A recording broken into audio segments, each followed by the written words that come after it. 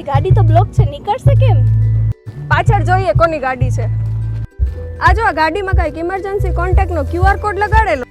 QR code scan કર્યો અને emergency contact detail મળી તો થઈ ગયો પ્રોબ્લેમ સોલ્વ. જય જલારામ ફ્રેન્ડ્સ, કી આયો? આમ તો આપણે QR કોડ જનરલી પેમેન્ટ માટે જ સ્કેન કરતા હોય છીએ, પણ આ બધા QR કોડનો યુઝ શું છે ચાલો આપણે જાણીએ.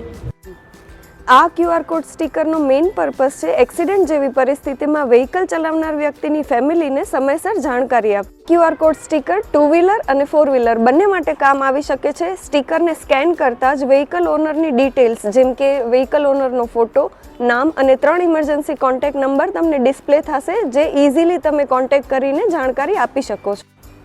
આ QR કોડ સ્ટીકર્સ તમે કસ્ટમાઇઝ પણ કરાવી શકો છો તમારા રેસિડેન્સ, સોસાયટી અને બિઝનેસ પર્પઝથી.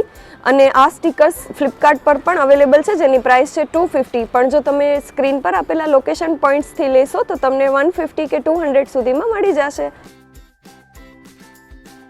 ગાંધીધામ, આદિપુર અને અંજારના કોન્ટેક્ટ પોઈન્ટ્સ આ સ્ક્રીન પર આપેલા છે, તો જલ્દીથી કોન્ટેક્ટ કરો.